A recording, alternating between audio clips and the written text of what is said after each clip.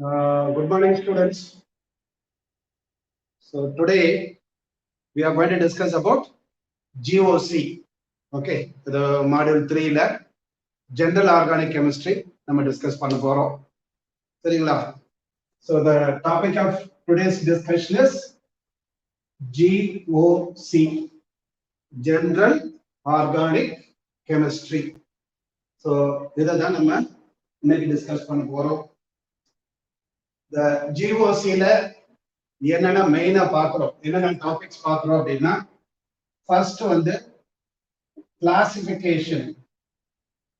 Introduction பார்ட்ல ரொம்ப discuss பண்ற அளவுக்கு டைம் இருக்காது.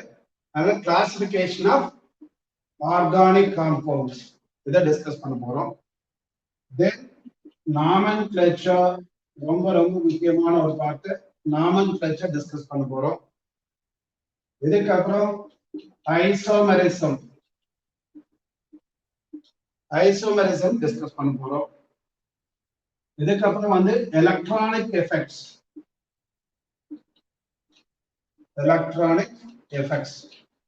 இதுலதான் வந்து induct effect, resonance effect, hyper conjugation ரொம்ப ரொம்ப முக்கியமான ஃபண்டமெண்டல்ஸ். இதை டிஸ்கஸ் பண்ண போறோம். ப்ராபபிலி இதை டிஸ்கஸ் பண்ணாலே நம்மளோட டைம் முடிஞ்சிடும் நினைக்கிறேன்.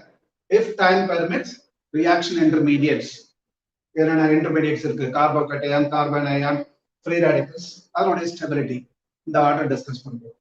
ஸோ இதுதான் இன்னைய கிளாஸோட objective. So first thing we are going to start with the classification of organic compound, then moving on to the nomenclature of organic compound, then isomerism exhibited by organic compound, then electronic effects, what way the electrons are moving or what way the electrons are being displaced in an organic molecule. Okay, what are the effects which results in the delocalization or displacement of electronic flow?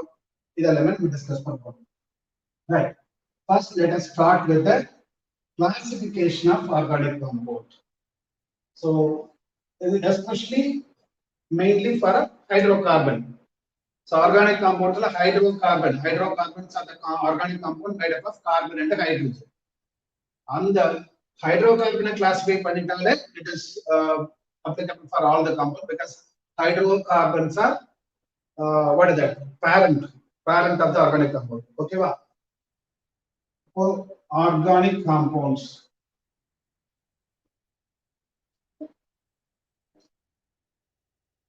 the organic compounds எல்லாத்துலயுமே ஒரு carbon skeleton இருக்கும்.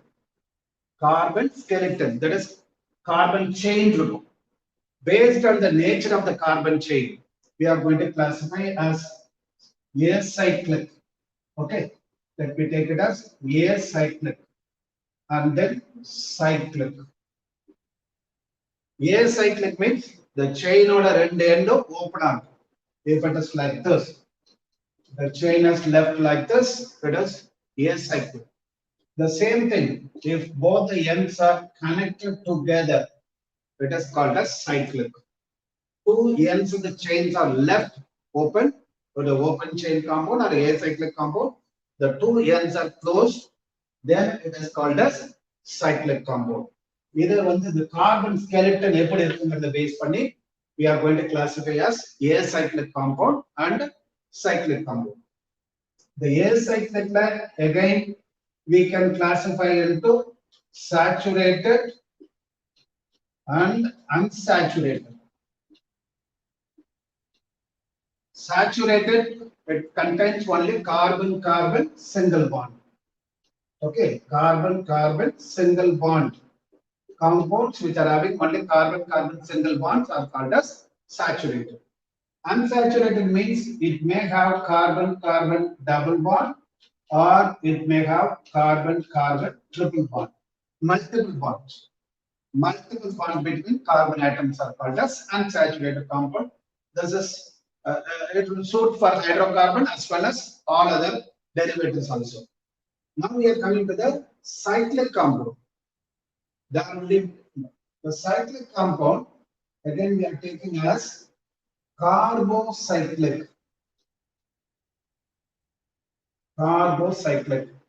If this ring or the cycle is made up of only carbon atom, contains only carbon atom, that is called as carbocyclic.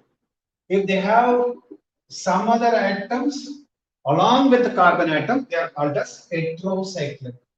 Carbon should be there. Without carbon, you cannot take any organic compound at all. There should be a carbon skeleton. In that, one or two heteroatoms like nitrogen, sulfur, oxygen. These are the main heteroatoms which can come into the chain. So that is called as heterocyclic compound.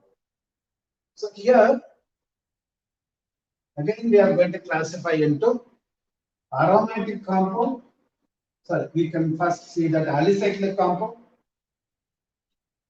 Alicyclic compound. Okay. And then aromatic compound, you can see.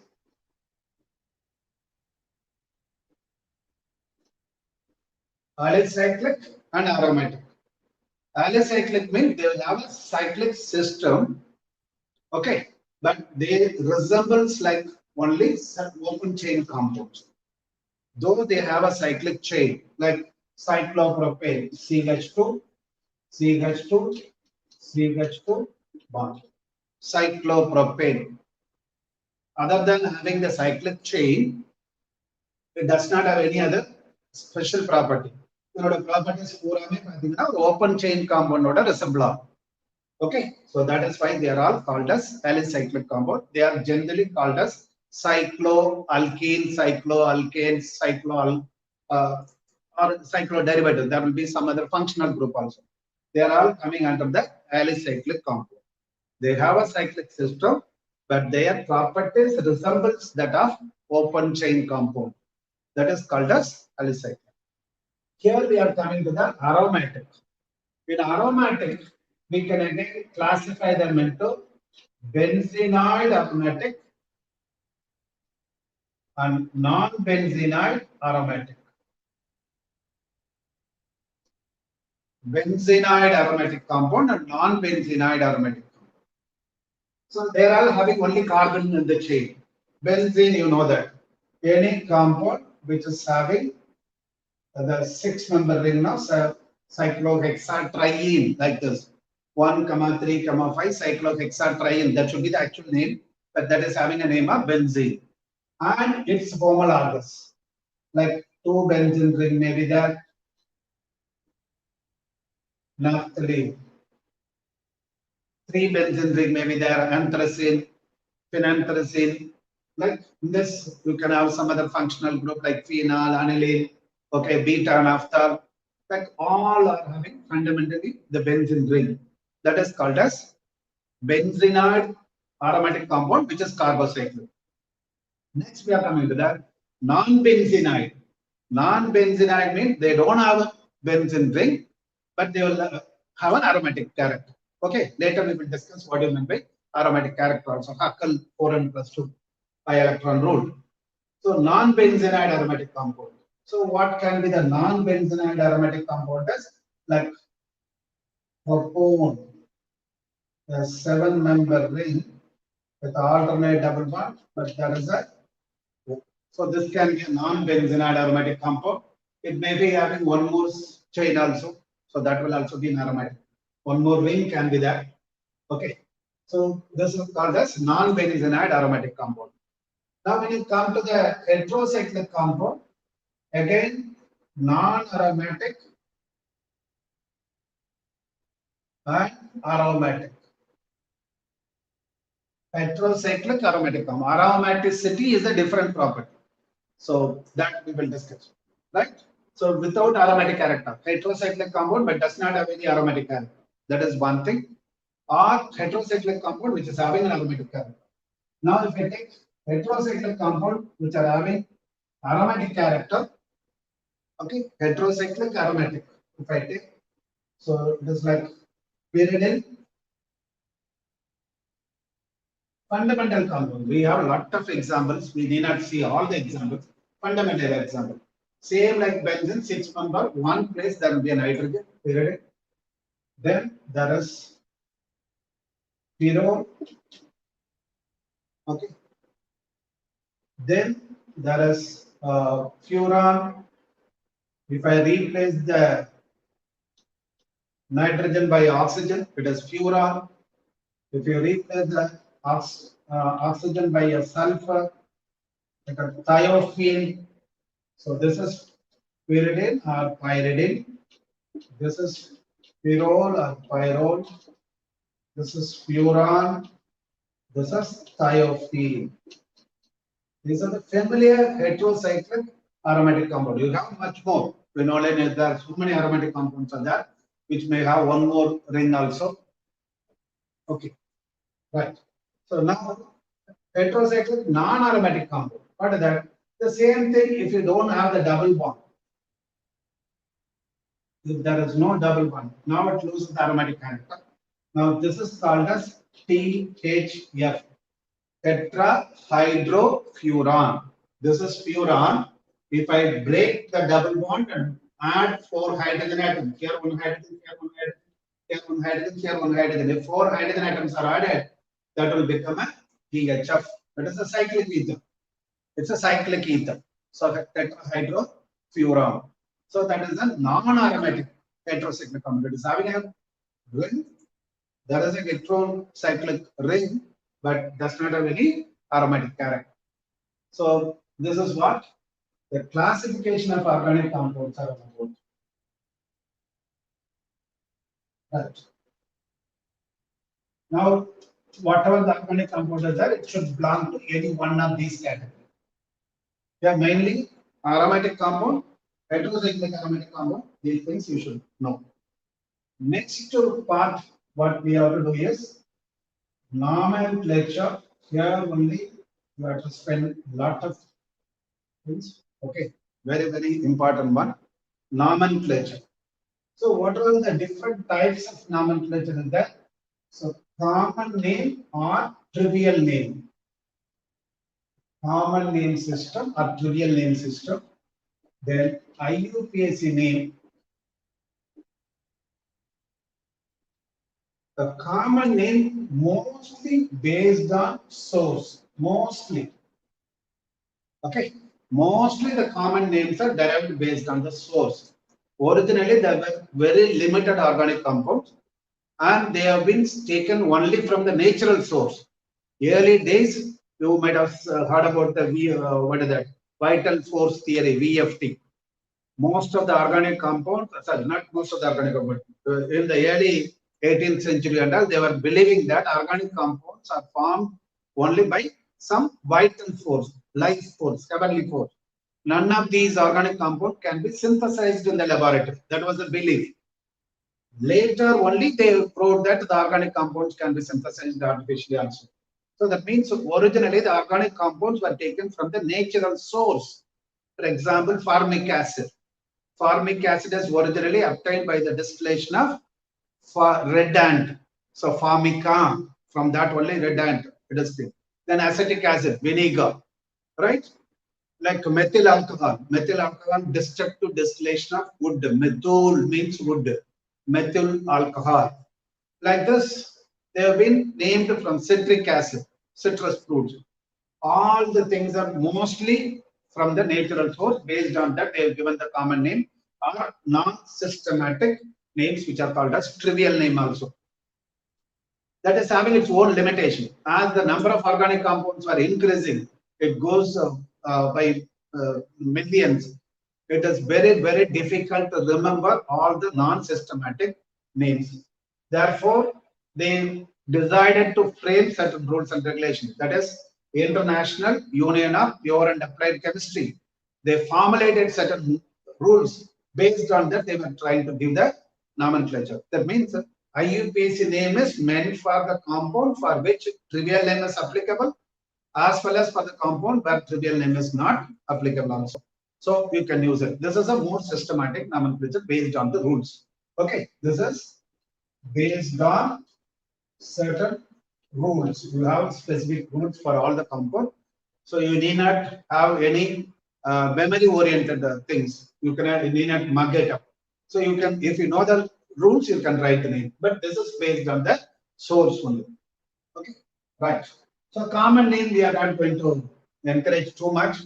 In common name nowadays it's been completely discouraged. There are few compounds for which common names cannot be avoided, like acetic acid, okay, formic acid, okay, phenol, or simple compounds which are being used in our day-to-day life, that cannot be avoided because that is more known by the common name. But for everything, there is a IUPAC system. Right. Let us focus on the IUPAC name. That's what important.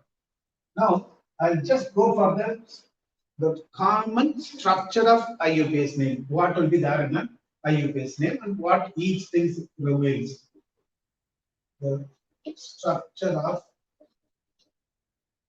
IUPAC name. How it's going to look like? What are the fundamentals? That certain part may be there or may not be there, but overall, this picture, what is going to be there? So here, this will have a word root. There will be a word root or root word. The word root indicates number of carbon in parent chain. How many carbon atoms are there in the parent chain? If one carbon is there, meth. Two carbon is there, eth, prop, but. For 4 carbon compounds, the word root is taken from the common name itself. Methane, so meth. Like this, it's been taken.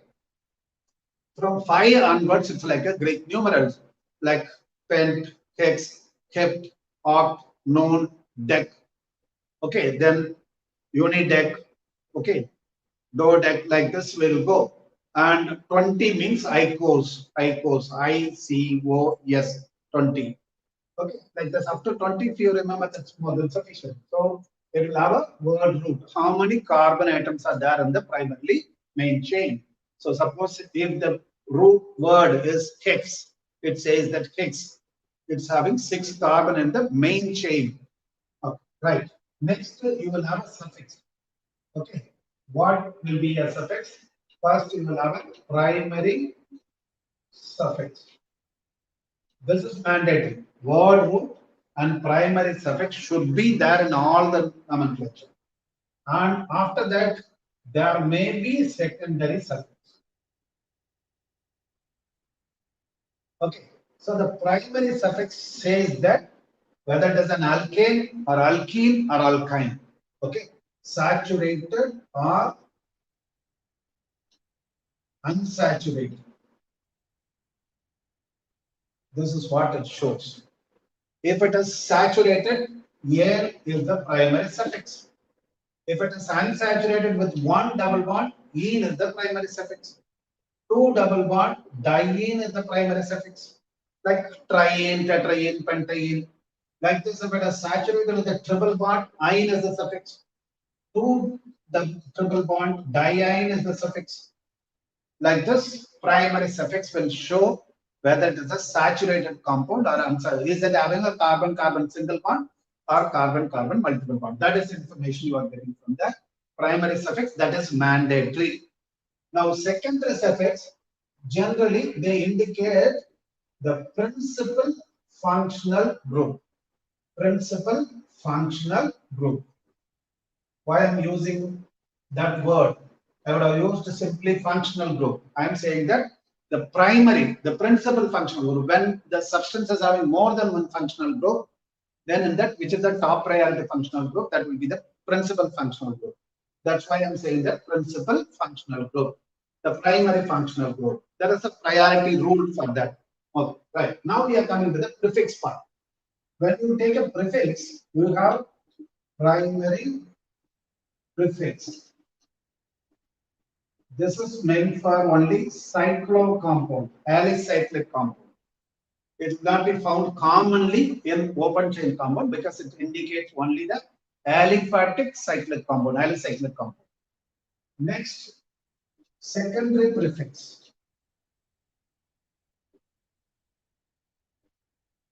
Secondary prefix indicates the substituents. What is substituent? Anything which is not in the parent chain and which is not a primary function. Some of the functional groups will also come in the substituent, like a halo functional group, nitro functional group. These are not always considered as a substituent. They are not considered as a functional group. Like alkyl substituent, the branches will come. and secondary functional group will come. What under coming here? In the substituent branches, alkyl branches, and then secondary functional group.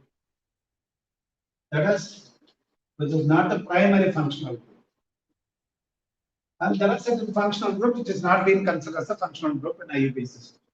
So this is going to be the general structure of an IUPAC name. It should have a word root or root word.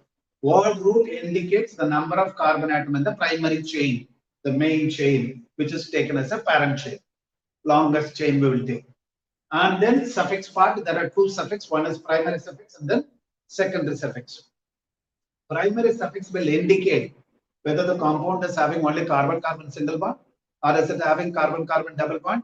In that one carbon-carbon double bond or two carbon-carbon double bond or three carbon-carbon double bond like this, or it is having a carbon-carbon double bond in that 1, 2, 3 like this. So if it is only carbon-carbon single bond, En should be the primary suffix. So one carbon is there, meth.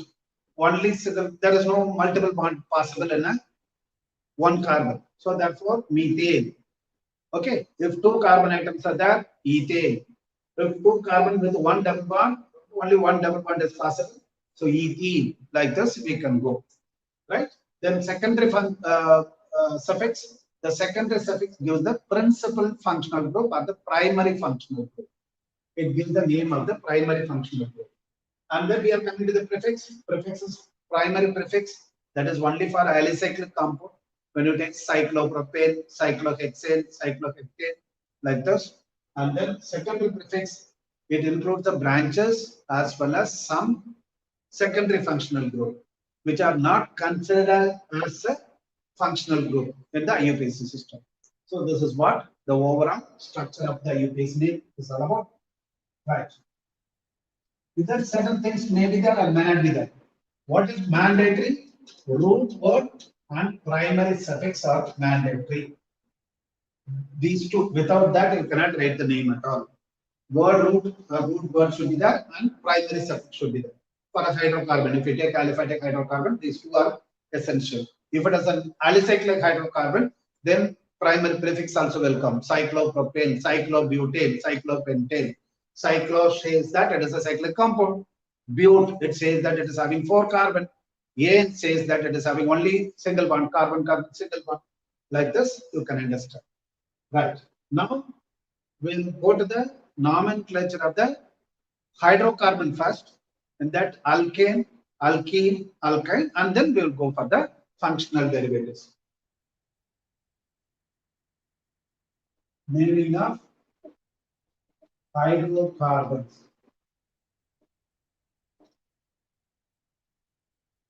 You know what I meant by hydrocarbon? Any compound consisting of only carbon and hydrogen, that is called as hydrocarbon. In that aliphatic hydrocarbon will be there. Okay, alicyclic hydrocarbons can be there, and even aromatic hydrocarbon can be there, right? So that's what we are going to see. First, let me take naming of alkanes. How to name the alkanes. So here we'll slightly discuss about simple some of the common names used also. So first 4 member I said there is no difference between IUPAC name and common name, because common name is also IUPAC name also taken from the common name.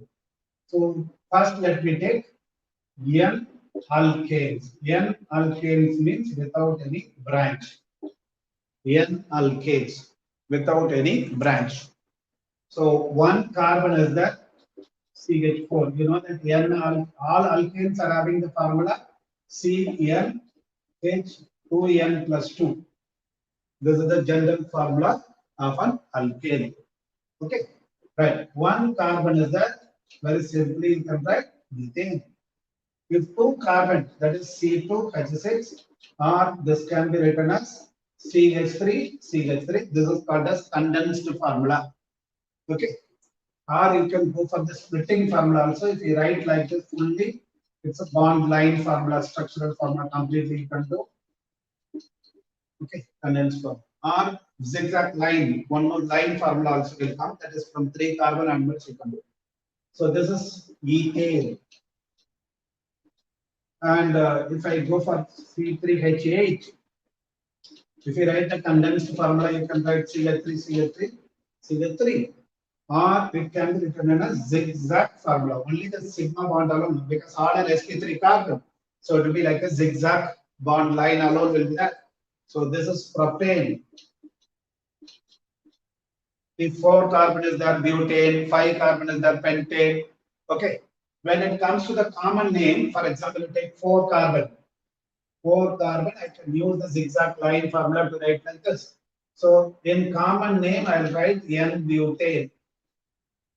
If I go for IUPAC's name, simply butane.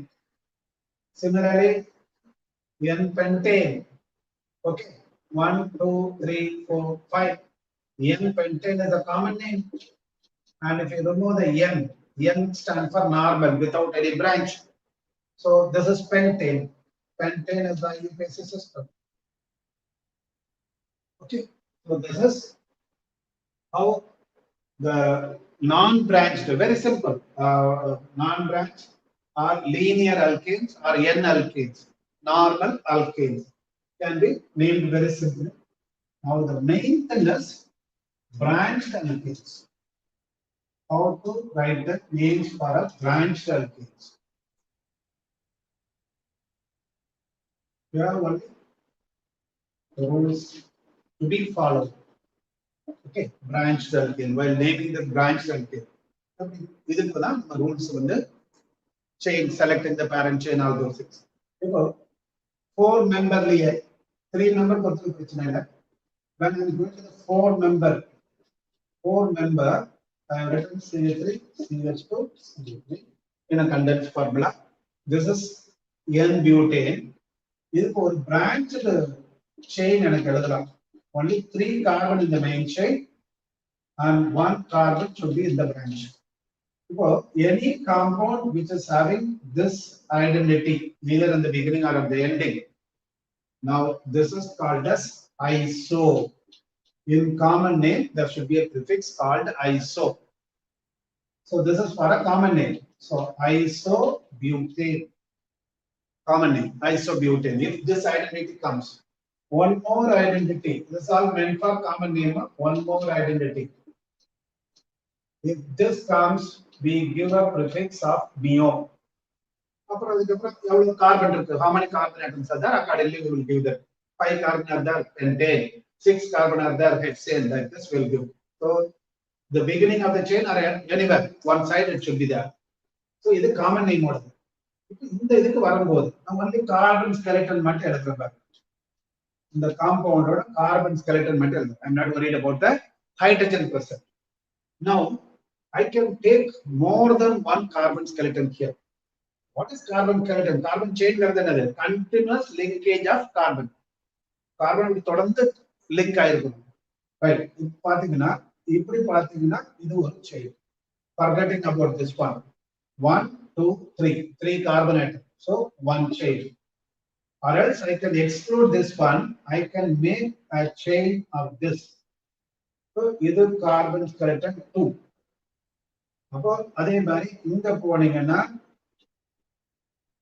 You can exclude this one. So this will be carbon skeleton 3.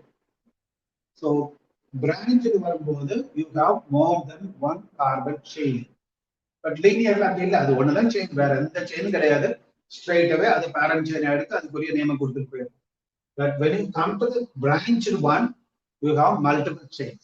When you have more than 1 carbon skeleton, you have to identify the primary chain. Yada na vandu primary name eduthukonu அப்படிங்கறது identify பண்ணனும். அதுக்கு தான் set of tools. So first rule வந்து identifying the parent chain. The first point is identifying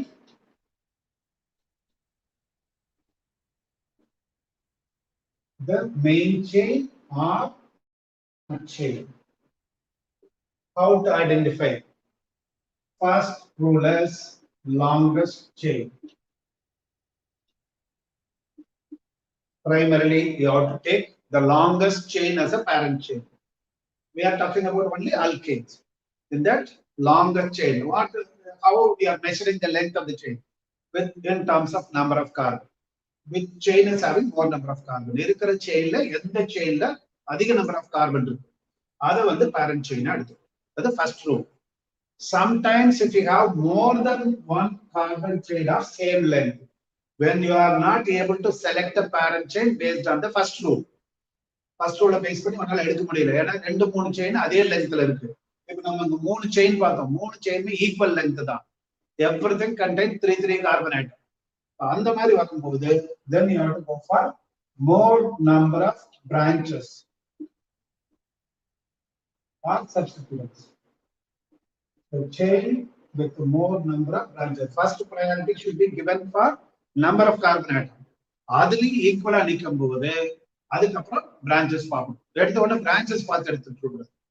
Number of branches வந்து second priority. எப்படி உங்களுக்கு மெடிக்கல்ல போகும்போது cut off பார்ப்பாங்க. ஃபர்ஸ்ட் வந்து ஓவரால் ஸ்கோர் டோட்டல் மார்க் பார்ப்பாங்க. அதுல சேமா வந்து தென் பயோ ஸ்கோர் பார்ப்பாங்க.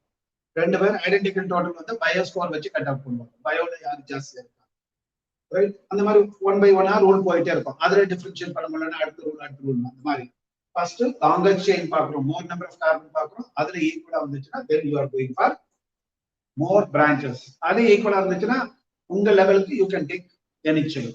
You need not go further into that. That is the first one. Second one, after identifying the parent chain, we have to number the carbon atom in the parent chain. இருக்கிற கார்பன்களை number கொடுக்கணும். அதான் numbering the parent chain. Numbering the parent chain அப்படின்னா என்ன அர்த்தம்? Numbering the carbon in the parent chain. இதுக்கு அதே மாதிரி rule இருக்கு. Okay. We have to number such a way that all the substituents are getting least possible number. Okay, number such a way that all the substituent, all the branches, all branches means the carbon bearing the branches. Okay, all the carbon bearing the substituent or branches should get least possible number. Okay, so we say that in terms of least sum rule also. We have to see that both the way you have to number and see, right? Adula vandu same vanduchuna, if you are not able to differentiate based on the first rule, whichever way you number.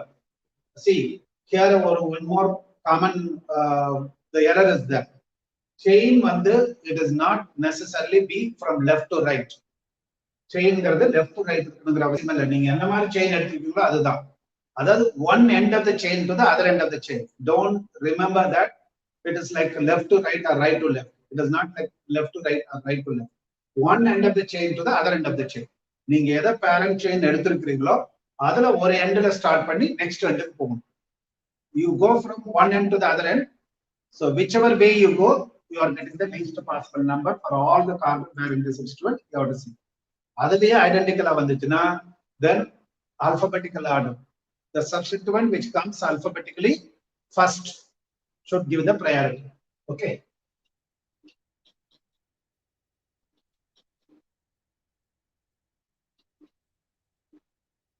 Alphabetically first substituent and first branch.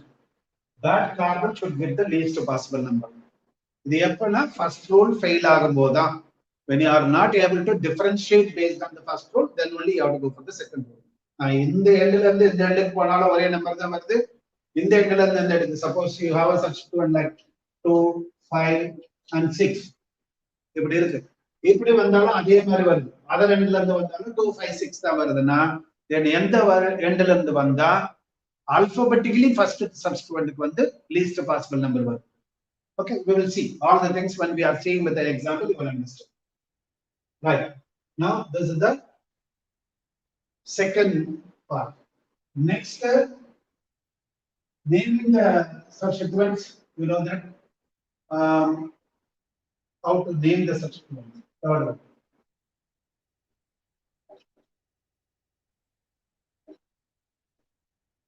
Naming the substituent or branches. இங்க வேற எதுவும் இல்லை, alkane தான். அதனால alkyl சப்ஸ்டிட்யூவன்ட் தான் இருக்கும். இது எப்படி நேம் பண்றது அப்படின்னா என்னென்ன சப்ஸ்டிட்யூவன்ட் இருக்கலாம். சிம்பிள் சப்ஸ்டிட்யூவன்ட் வந்தா காமன் நேம் யூஸ் பண்ணிக்கலாம். Simple alkyl groups as a branches. if simple alkyl groups as a branch or substituents வந்துச்சுனா, for example CH3 வந்துச்சுனா we can use methyl itself.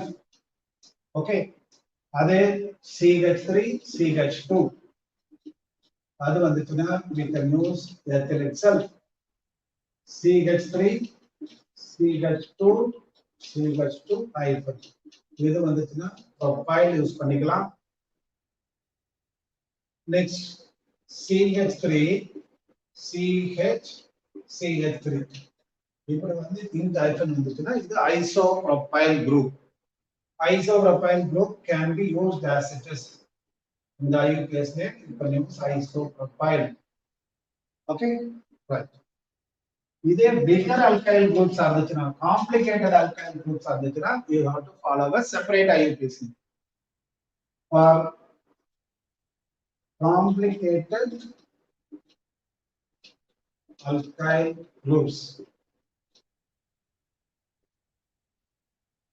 complicated alkyl groups, follow separate IUPAC naming. We have to follow a separate IUPAC naming for the complicated alkyl groups. So இது base பண்ணி right எழுதணும். Next வந்து naming.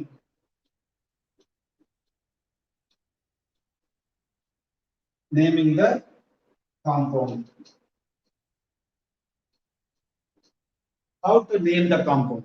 We have to put all the substituent in the prefixes. Okay, so first prefix part இருக்கணும். அதுல alkyl substituent in alphabetical order.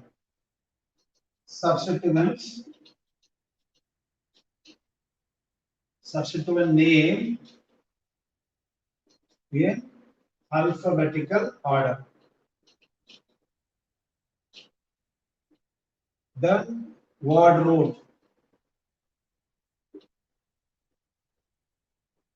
Then an suffix.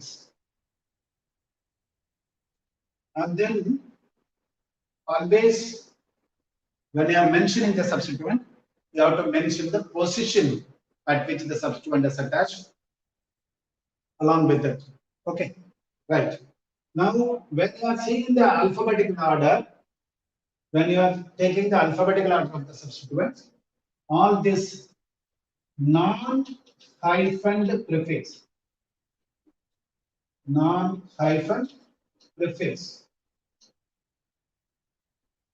can be considered for alphabetical order.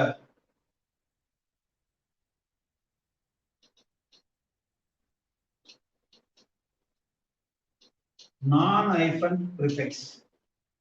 For example, iso, there is no hyphen, isopropyl. But if I take what is that? Secondary butyl, will have an hyphen. So since there is an hyphen, that cannot be taken for alphabetical order, only butyl should be taken. But when it comes to isopropyl, propyl need not be taken, iso can be taken. I can be taken for alphabetical order. So that's a simple rule. Non-hyphened prefixes cannot be used for, can be used for alphabetical order. Hyphened prefixes cannot be used. Secondary, tertiary, all the things cannot be considered. Iso and neo can be used. Okay, right. Now we have to write the names with how to write the things. No, there should be hyphen separating name and number. If there is name and number, it should be separated by hyphen. Commas for number and number. That's all basic rule. When two numbers are there, you have to put a commas in between. So these are common rules. Right. Now we'll put the examples for that, and then we can go. Once you know the alkanes clearly, then alkenes are very simple. One same thing only, small variation only will come. Right. So I took, you can take, this is butane and butane, non-branch. So we have taken. In that I said one branch can be put. Now this is that. What is the equivalent condensed formula? CH3, CH, CH3, CH3. This is what the condensed formula is all about. Now you can first select the chain. I said if I take this as the chain, I have 3 carbon. If I take this as the chain, 3 carbon, this is the chain, 3 carbon. So I can take only this 1, 2, 3. You can take anything. I'm numbering the chain. Numbering the chain, either you have to begin from this end to come in this way, or from this end to this end. So 1, 2, 3, whichever way you go, second position only one substituent does that. So while they are writing the name, first number the position of the substituent 2, because to the second carbon it is attached. Name of the substituent is methyl, and then parent name, root word, only 3 carbon in the main chain, pro, and only so 2-methyl propane. So this is the nomenclature. Right. Now we'll go for a little more complicated example. We should know how to do it with the zigzag line formula. Suppose we have a substituent here, we have a substituent here. Now we have to select the longer chain. Carefully you see that. So how to identify which is the longer chain? So you come to from this point, you see from this point 1, 2, 3, 4. This is the longest part from this point. If you go this way, also 1 carbon only. If you come in this way, also 1 carbon only. So you can take either this as a chain or this to this as a chain, will get the same length.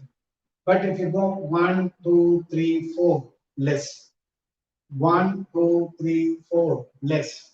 1, 2, 3, 4, less, or 4 less. So only thing is this is the possible longest chain. Now you have to, this is your, that's what I said, it may not be always from left to right. We have identified this as one end of the chain and this as the other end of the chain. Now either you can go in this way or you can come in this way. Numbering. So which way you have to number? All the substituents should get the least possible number. So if I go in this way, 1, 2, 3, 4, and 5.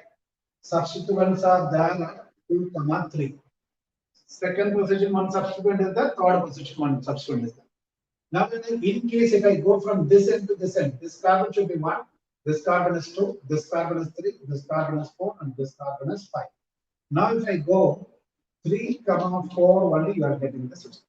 I said you begin or you go from one end to the other end such a way that both all the substituents are getting least possible number. Now this is the way you have to go. This is the way you have to go. So that means, so this nomenclature, this numbering is the correct way of numbering. The first how we did, that's the correct way of numbering. Now we have done it. Now you have to identify the branch. What branch is that? If this is that, it is CH3 group. Okay, CH3 group. This is one CH3 group. Now there are 2 methyl groups. When there are 2 methyl groups, then you can write together using a numerical prefix di. Okay, when more than one substituent of same kind as that, use numerical prefix like di, tri, tetra, penta, etc. to write their name together.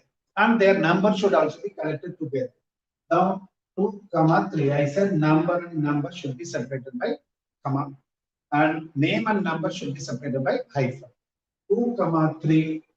After that, hyphen should be there. Now, methyl substituent is that. How many methyls? 2 methyls. So 2, 3 dimethyl. And how many carbon atoms are there in the parent chain? 10. Yeah. And there should not be any gap between the name and name. It should be like a single name. Many of them they used to write like this methyl, and then there is a space and pentane. That is absolutely wrong. There should not be any space between the 2 words. It should be written as a single name. Only number and number should be separated by comma. Name and number and name should be separated by hyphen. Only that should be the thing. Okay. Right. We will see few more complicated examples. Then we will go. Right. Sometimes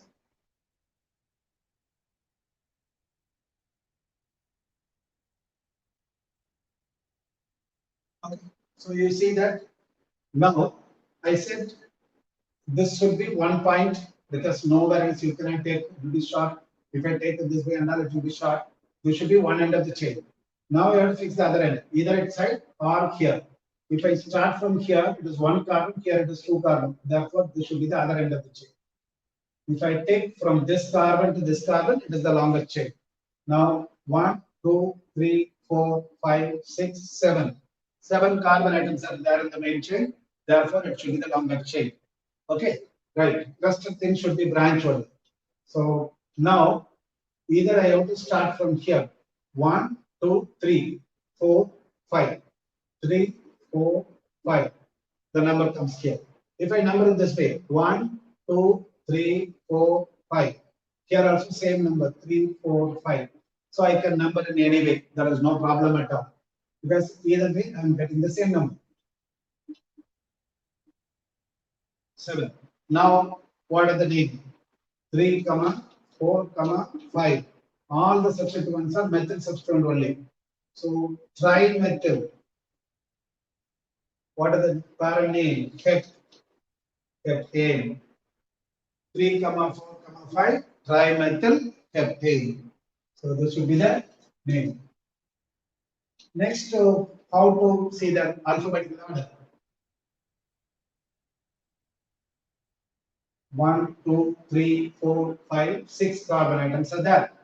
Now what I do is, let me put an ethyl group here and let me put a methyl group here.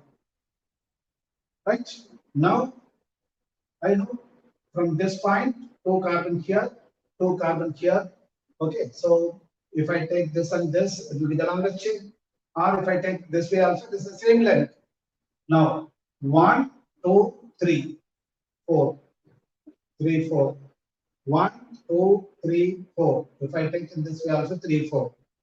The previous case I said you can number from anywhere because all the substituents are identical. But here, this is having 2 carbon ethyl substituent. This is ethyl. And this is the methyl substituent. So when you get an identical number, second rule comes. You have to number such a way that alphabetically first substituent gets the least possible number. Now if I go this way, it is 3. If I come in this way, it is 4. Therefore, I have to go from this way, go in this way only.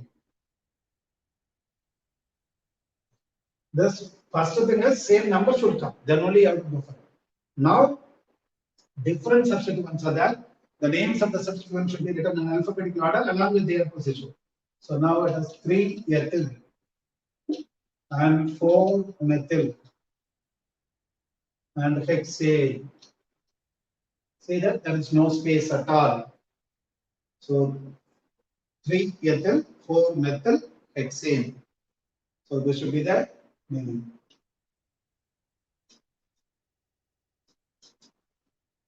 So like we have to carefully select the longer chain, that's important.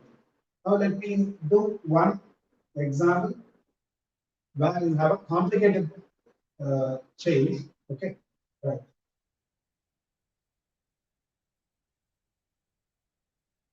Maybe like this. Let me have a methyl group here, and let me have another methyl group here. Now you have to identify the chain. 1, 2, 3, 4, 5, 6, 7. That should be the longer chain. Whichever way you come, you will not get the same length. Now, when I take this as a chain, this is going to be the branch. So how the branch? It is going to be a tertiary butyl group. C, CH3, CH3, CH3. It's nothing but tertiary butyl group. So tertiary butyl group comes, we will not use as it is an IUPAC name, and then we will go for separate IUPAC name for this. So this is the methyl group. This is also a methyl group. Now, first let me number the chain and then we will go for the naming. We have to number such a way that all the substituents are getting least possible number. 1, 2, 3. Third position at beginning. 3, 4, 5. It comes as 3, 4, 5. If I go in this way, 1, 2, 3, 4, 5. This way also 3, 4, 5. Now, if you take alphabetically also, it is going to be the same thing. These two are methyl.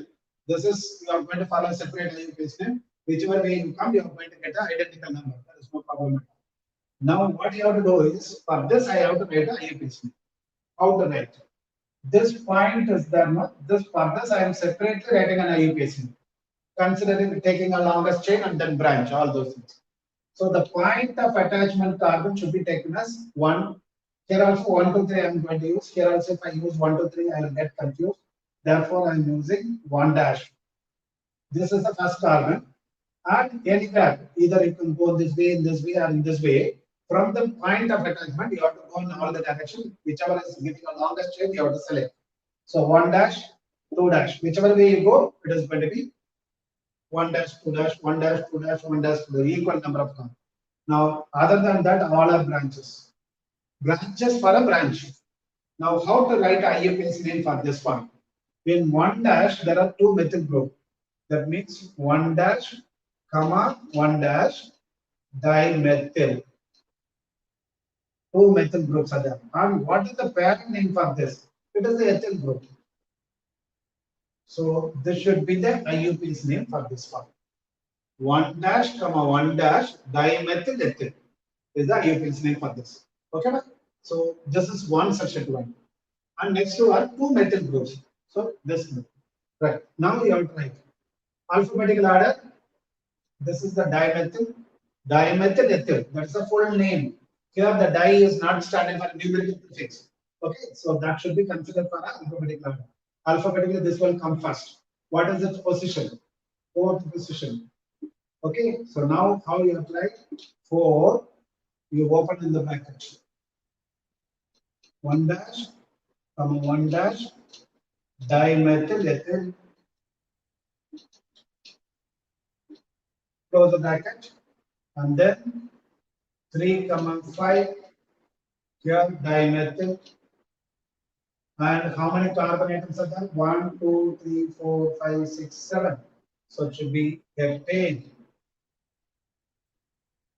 Okay, so this will be the. Here the di stand for numerical prefix. Here the di is not a numerical prefix, it's a part of the name itself. It's a part of the name. Dimethyl ethyl is the name of the substituent, total name of the substituent. Here di stand for 2 different methyl groups at 2 different positions. So this should not be taken for alphabetical order, but this should be taken for alphabetical order. Don't simply just discard the prefixes. So generally we say numerical prefixes should not be taken for alphabetical order. Dimethyl is there, ethyl is there. So immediately don't take dimethyl as the first one. When the di stand for only numerical prefix. So that's a very important point. So this is how the alkane should be written. Now, when you come to the alkene and alkyne, unsaturated compound together, I will discuss. So, only selecting in the longest chain, there is a difference. Here we said only the number of carbon atoms is the priority for an alkane. You select the chain which is having more number of carbon.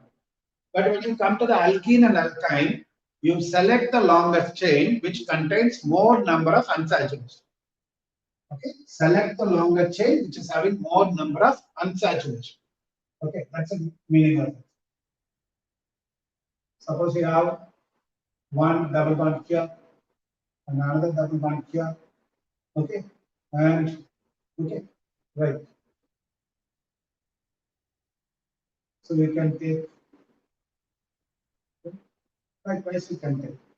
Now then you have to include as many double bonds as in the parent chain.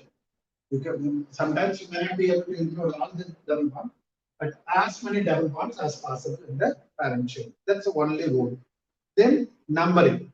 First thing is you have to select the chain which is having more number of unsaturation as a parent chain. In that there are more than one chain with having equal number of carbon. Then you have to go for the number of branches, second rule, which is having more number of branches here. That's a normal. First thing is priority should be given for the chain which is having more number of unsaturation. It should include as many unsaturation as possible. Next, similarly numbering also. While numbering, you have to begin from the end such a way that all the unsaturation gets the least possible number. For example, if I take CH3, CH double bond, CH, CH2, CH3. Let me take a branch. Now, I said you have to select the longer chain which is having more number of unsaturation. So 1, 2, 3, 4, 5. If you go in this way, also same. So you can take that is only completing chain. You cannot take this chain because it is short as well as it does not have a double bond.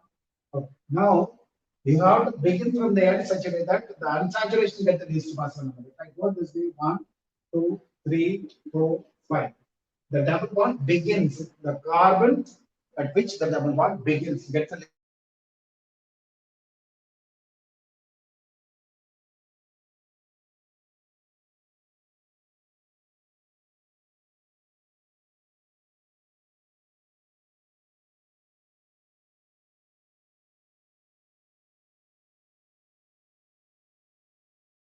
okay. I think there will be a disturbance because power has gone. Power is not there. So Wi-Fi is switched off. Yes, it has come. Right.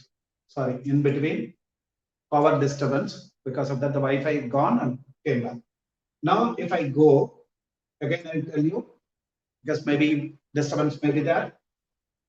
You have to select the longer chain such a way that it includes as much unsaturation as possible.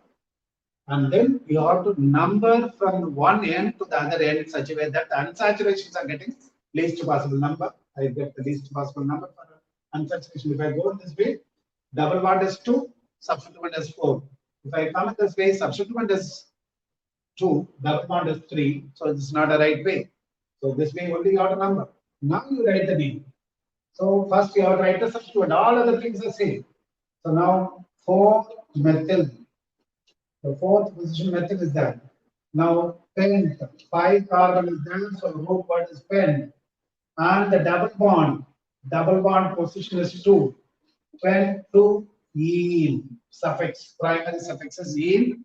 The position can be mentioned here or it can be mentioned here. Okay, so that is the rule. Next, we can see more than one double bond is there. Here is one double bond, here is one double bond, right? Maybe like one substituent here and one substituent here. The compound is like this, right? Now you have to select the longest chain. Okay, 1, 2, 3, 4, 5, 6. By saying that itself, you can fix that is the longest chain.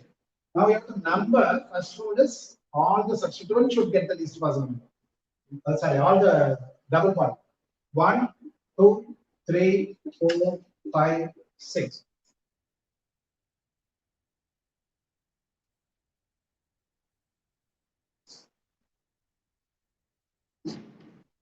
Right. So 1, 2, 3, 4, 5, 6. So the double bond should get the least possible number. If I start from here, double bond.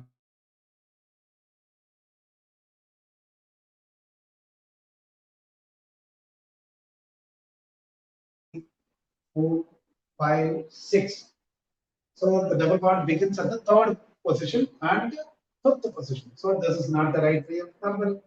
So the first one is the correct way of numbering. So now you have to do. So 2 double bonds are there. Okay. Now if I write the substituent second position, one substituent is that. Third position, one substituent. Sorry, fourth position, one substituent is that. So now 2, 4 dimethyl. 2, 4 dimethyl. 6 carbon is there. So hexa. When it is going to be a diene, the second suffix is going to be a diene. So therefore, A should be added. Hexa, one A should be added. Diene, triene, tetraene, like this. Okay. So hexa hyphen 1, 3.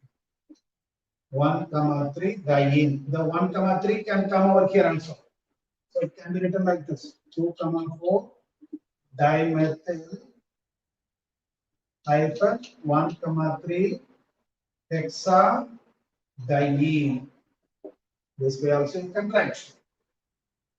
The same rule for all the what is that? Alkynes also. Instead of ene suffix, you are going to use the ine suffix. That's the only thing. Next, let us go to the functional compound, that is derivative.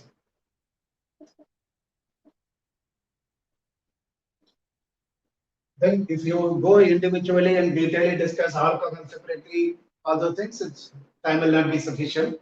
So we have to go straight away with the polyfunctional derivatives, the groups which are having more than one functional group. If you understand that one, individual functional groups you can understand. There is no much problem in that. Okay, right. So when you are writing the functional groups, primarily what you have to understand is what is the name of the functional group and the order of the functional group also. I'll write in the same order, right? First, let me write what is the functional group and what will be the prefix and what will be the suffix. So what is the functional group? The same order, priority order I will write. Functional group.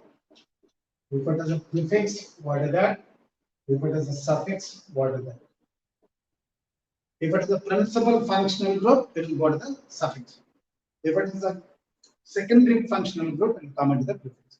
Now, I'm going to use one technique. If it is a carbon-bearing functional group, that is functional groups with the carbon atoms. You know what are functional groups? There are certain groups which characterize the reactions or the properties of the homologous series. Okay, like COOH, carboxyl group, OH, alcoholic group, halogen, that is chlorine, Cl, or NH2, primary amine, like this. These are functional groups.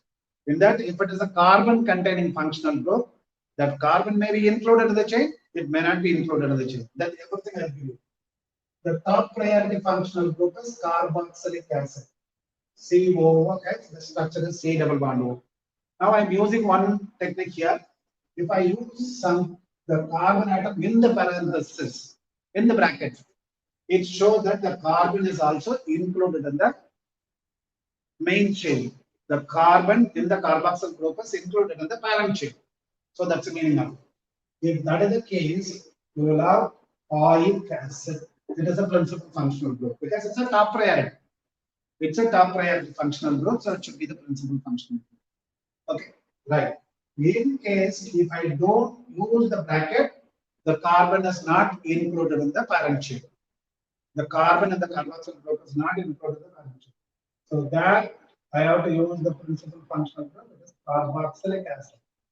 I said this is the topmost priority functional group. Then you need not think about the prefix.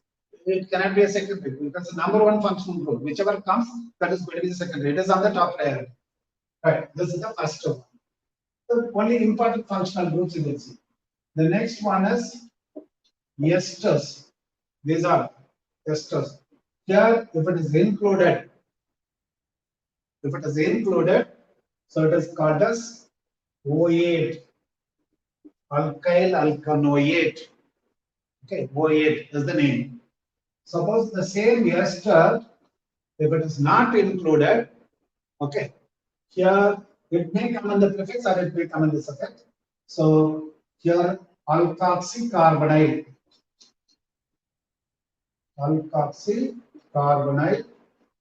here alkyl carboxylate. What alkyl group is that? This alkyl carboxylate. That will be the name. So that is that. The next is like acid group, acid chloride, or acid halide. Okay, this is the next order. So here the carbon is included, means it will not be a primary, it should be a primary functional group only. So OYL, oil chloride or oil halide, if it has other halide. Propanyl halide, butanol halide, like this.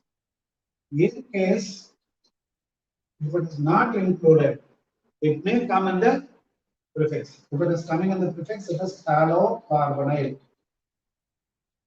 If it is coming in the suffix, it is carbonyl chloride.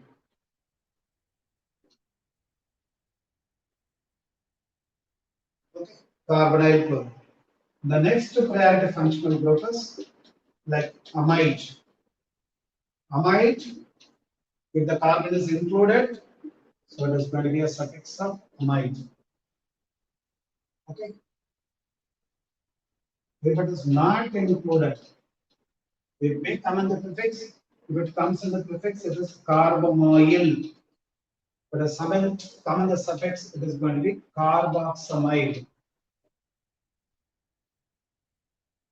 It's a next functional group. Next one is cyanide. Cyanide, the carbon can be included. If it is included, it is a primary functional group. It is nitrile. Nitrile functional group. Okay. The carbon may not be included. It may come in the prefix cyano. If it is coming in the prefix, it is cyano. It may be the secondary functional group. Okay. So cyano, it should be the cyano prefix should be given for the cyanide group. Okay. Right. So this is the next one. Next to the cyanide, it should be like aldehyde. C double bond O H. The carbon can be included, carbon may not be included. The carbon is included. If it is a primary functional group, it is Al. You know that Al. That's what familiarly we are saying. If it is included, it is not a primary functional group. It is called oxo. Right. Same thing. CHO. It is not included. Maybe secondary functional group. Maybe if it is a secondary functional group, it should be formyl. If it is a primary functional group, it should be carbaldehyde. It is not included in the primary chain. Next order is keto group. Keto group. C double bond O. So this carbon should be included. There is no other way, because it will come in between. Aldehyde group maybe in the terminal you can exclude or include, but this should be included. If it is included, secondary functional group, same, oxo only. Primary functional group, you know that, home, alkanone. Right. The next functional group is alcohol, OH group. OH group, it does not have a carbon, so there is no point of discussing about whether it is included or excluded. Okay, so if it is a secondary functional group, that is prefix means hydroxy. If it is a suffix, OL, all OL. So the next is amino functional group, NH2, primary amine. So if it is a, here it is amino, here it is amine. Okay, primary functional group means amine, secondary substituent means amino. Next and all, we'll be using only double bond, triple bond. Maybe ether functional group will come on the top, but that much sensitive not necessary for you. If you have a double bond, you know that the priority. Double bond should be given the priority. Now here name should be E. Next is triple bond. Triple bond should be given here it is fine because this are primary suffix. It is not the secondary suffix. And just giving order priority for numbering. Next to only all halo functional group, chloro, bromo, iodo, and all. So that will always be in the prefix halo. In general, if I write X, if I write NO2, that is always in the prefix nitro. These are the functional groups which never comes in the primary functional group. It will be treated as only the substituent. So that will be always in the prefix. Halo can never come in the suffix. Nitro can never come in the suffix. If you know this order, then you can write the names of those compounds, which familiarly you are getting those compounds. So this should be the order. We will try to finish quickly. Because nomenclature itself takes more than 1 hour. Next, what we have to see is like we take few compounds. maybe whatever coming in your textbook, regularly what you are getting it, we will do. So the family of the polyfunctional derivative one, you are seeing that, what is that? Aldol. You might be seeing that aldol. How to write the name for the aldol? Aldol is nothing but CH3, CHOH, CH2, CHO. This is aldol. Now, it has added two functional group, aldehyd functional group as well as hydroxy functional group, alcohol. Now, priority wise, this is the top priority functional group, and this should be taken as a carbon skeleton, including the carbon in the aldehyde group. So 1, 2, 3, 4. Because top priority functional group should get always the least possible number. So right now it is butanal. So therefore it is 3-hydroxy butanal. 3-hydroxy butanal. So there should be that name. And this, there is one more thing. Acronym, what is that? Protonaldehyde. When it is goes for dehydration, you will get a double bond here. You can have a double bond here. Now also this is a primary thing. 1, 2, 3, 4. Now it should be bu. Second position you have a double bond, and then it is not ane, it is ene. Ene, bu 2-enal, 2-enal. So that should be the name. Okay. Likewise, you can take. Suppose you take a group where there is an amino group. It is not coming under the amino acid. Amino acid means it should be at alpha position. Now there is an amino acid, amino group as well as carboxyl group. So carboxyl group is the primary functional group. 1, 2, 3, 4, 5. Now it is 4 amino. 4 amino. Carbon is included in the carbon chain. It is pentanoic acid. Okay, suppose two functional groups are there, it should be dioic acid. So dioic acid, you see that? Oxalic acid, COOH, COOH. So how many we have to include? All the carbon we are including. So parent name is eth. It is saturated only. So ethane, dioic acid. Because two carboxylic acids are there, the suffix dioic acid will come. So since di comes, it is a consonant. The last letter E is not dropped. If it is oic acid, it is vowel. Last letter E will be dropped. Ethanoic acid, but ethane, dioic acid. So that's me. Right. And suppose you take some compounds like let me take like this. Here is that. Here there is a ketonic group. Now, carboxyl group is also there, ketonic group also there, which is the top priority functional group, carboxylic acid. So that should be the taken primary chain. 1, 2, 3, 4, 5, 6. Now that is a ketone group at fourth position, but it is not a primary functional group, and it is included in the chain. So therefore, it is oxo. 4 oxo. How many carbon atoms are there? 6. So hexanoic acid. Here hexane. Since it is an oic acid, the last letter E is dropped. The secondary suffix. Oic acid is the secondary suffix. Okay, whereas ane is the primary suffix. When the secondary suffix and primary suffix are joined, if the secondary suffix starts with vowel, the last letter E should be dropped. So this should be that. Now let's see a few examples where the carboxyl group or something is not included in the main chain. Suppose you have a compound like this. Cyclohexane is there. Now, whichever way you take, only the 6 carbon can be included in the chain. You cannot go out of this and include that carbon. So now it is going to be cyclohexane only. Primary prefix is cyclo, 6 member. The carboxyl group is not included, but still it is a primary functional group. Therefore, it is cyclohexane carboxylic acid. I said it is a primary functional group, it is not included in the chain. So cyclohexane carboxylic acid. Similarly, if there is an aldehyde group, it is not included, then it should be carbaldehyde. CHO is there, it is not included.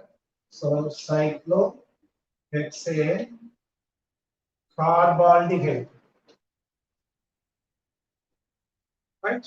Likewise, you are right. This is the example where the functional group, the carbon in the functional group is not included in the parent chain. So that you have to see.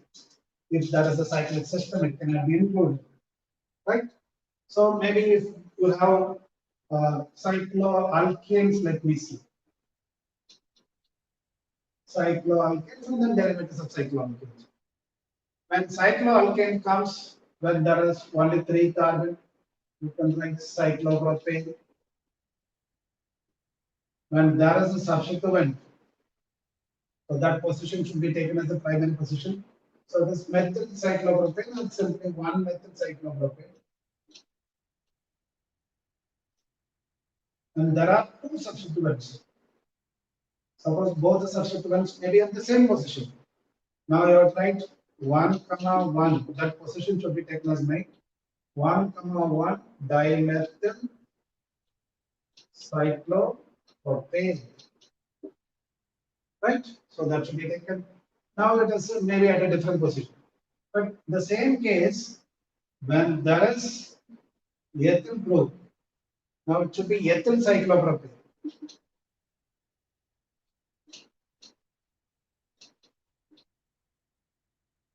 Maybe like 3 carbon may come. Now both are having equal number of carbon, 1, 2, 3, equal number of carbon, still the cyclic system is the parent name. So it should be propyl cyclopropane. In case the aliphatic chain is having more number of carbon than the cyclic one, then it should be the main chain. 1, 2, 3, 4. So now this will become a parent chain. So this position should be 1, 2, 3, 4. So 1 cyclopropyl. Now that will become a prefix. Cyclopropyl butane. As the number of carbon atom increases. Then both are saturated. Both the sides are saturated. Well, the exception is if there is an unsaturation in the side chain, even though it is having less number of carbon, that should be taken as a main chain. Suppose we have this is having a double bond. This is having a double bond. 2 carbon atom only is there. 2 carbon atom only is there, but it is having unsaturation. Now this will be the parent name 1, 2. Now I have to write 1 cyclopropyl methene. Parent name is methene. If both are not having any double bond, both are saturated. If cyclic system is having more number of carbon and equal number of carbon, that is the parent chain. If the side chain is having more number of carbon, that would be a parent chain. So that is any functional group comes, then automatically all priorities, whichever side it is there, accordingly. Okay. So I think with that we will wind up the nomenclature because we are running short of time. Only 40 more minutes are there. We have to do something in the isomerism, structural isomerism only we are going to see, and then at least some electronic effects we have to discuss. Let me go to the second part, isomerism.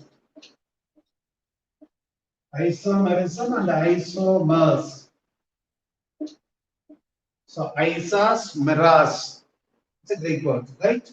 Compounds having same unit, same formula, the same atoms, all those things, but they have a different properties. Generally, if they are asking you to define the isomerism, and that is one misconception generally used to say that compounds having same molecular formula but different structure. That is one kind of isomerism. Compounds with same formula but different structure means it is structural isomerism. It is not a broad definition for isomerism. Isomers is the compound having same formula but different properties. Compounds having same formula but different properties. That's physical properties or chemical properties of both. So that is what called as isomers. And this phenomenon, isomers are the compounds, isomerism is the phenomenon. Now, if the difference in property is due to grouping of atoms, that is connectivity, bonding, how the atoms have been arranged, that is the structural difference, then it is called as structural isomerism. So based on that only we are going to classify into structural, that is otherwise called as constitutional isomer. constitutional isomer, that is nothing but structure. Here, how the atoms are connected together, how they are grouped, they have a different structure. Here, we are coming to the configuration. You can say that stereo, then we will come to the configuration. This is like a stereoisomer. Stereoisomers means same connectivity will be there. They differ in orientation in space. They differ in orientation in space. Different orientation. That's why it's a three-dimensional isomer, stereoisomer. Now, new book mainly the structural isomer is given. Stereoisomer, okay, when you come to the alkene, only cis and trans is there. Later we will see something about optical isomerism also. So I don't think that optical isomerism we can do because it's very, very difficult to complete. That itself will take at least 2 hours of session. Okay, right. Now structural isomerism we can see. The constitutional isomers are further classified into, I think there are one is chain isomer, the next one is position isomerism, next one is functional isomerism, next one is metamerism, and next one is tautomerism. But the tautomerism is not there in a normal NCERT textbook. Okay. So what is chain isomerism? I said here and now how the atoms are connected. How the atoms are connected, that is different. What is that? Same formula but different. This is a one isomerism which can be shown by alkanes also. Alkanes can also show the chain isomerism. Right? Now see CH3, CH2, CH2, CH2. So N-butane. And for the same thing, isobutane. N-butane and isobutane. So this is the chain isomerism, the structure, the connected. Here all 4 carbon atoms are connected together. Here 3 carbon goes in one chain and 1 comes in the side chain. 1 carbon comes in the side chain. So this is that. That means how will you identify? The main thing is the IUPAC's name of the compound is given. How to identify the chain isomerism? The root root will be different. If I write the name here, butane. If I write the name here, 2-methylpropane. 2-methylpropane. But total number of carbon atoms are same. Methyl group is having 1 carbon, propane is having 3 carbon, totally 4. So here, but is the root word. Here, prop is the root word. So that kind of things are the mostly to be a chain isomerism. N-propyl, N-butyl alcohol, isobutyl alcohol. It may be suitable for function derivatives also, right? There should be a different carbons character. So maybe like if I go for a derivative CH3, CH2, CH2, CH2, OH. This is N-butyl alcohol. Same thing you can write CH3, CH3, and CH2OH. The position of functional group, everything is same. It is attached to first carbon, can also attach to first carbon, but only 3 carbon atoms in the main chain. If you write the IUPAC's name, butanol or butanol, butan 1R or 1-butanol. But here it is like 2-methyl propan 1R. See that everything looks same. But here it is butan 1R, here it is propan 1R. The root word is changing. So that kind of things are called as chain isomerism. Now when you come to the position isomerism, same parent name should be there, only the position of functional group should be changed. This cannot be exhibited by alkanes. It can be exhibited by alkene. Double bond position can vary, right? Alkene, alkyne, unsaturated compound. Suppose you take CH3, CH2, CH2OH. Propan 1-ol or 1-propanol. Same thing, isopropyl alcohol. So propan 2-ol. Both are propan only, parent name is propan. So prop A 1-ol and 2-ol. Like this you can write. Even the position isomerism can be shown by what are that? Aromatic compound also. Aromatic compound. The benzene, disubstituted benzene also, you can have three kind of position isomerism. The adjacent positions, this is called as ortho. The alternate position. The two functional groups are here, it is called as beta. The opposite position. Anyway, this is called as para. Disubstituted benzene can have a position isomerism, simply orthogonal. Even polysubstitution, whatever it is comes, it can be possible. Okay. Now maybe like you can do that. So one, so here the ketonic group. So 1, 2, 3, 4, 5. Pentan 3 ohm. Here it can be ketonic group. 1, 2, 3, 4, 5. Pentan 2 ohm. So here it should be 1, 2, 3, 4, 5. The second position you have a ketone. Here it is the third position. It is pentan 3 ohm. Pentan 3 ohm and 3 pentanone. You can write as 3 pentanone or pentan position can come out here 3 ohm. Here it is 2 pentanone or pentan 2 ohm. Only the position of the functional group is different. So this kind of isomerism we call it as position isomerism. Next we have to see the functional isomerism. What is functional isomerism? Functional isomer means different functional group itself. We'll see the functional isomerism and then we'll come to the mechanics.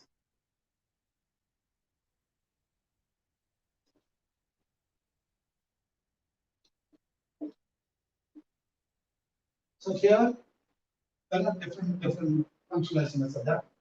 Like if you have monohydric alcohol, there will be functional isomeric with ethers.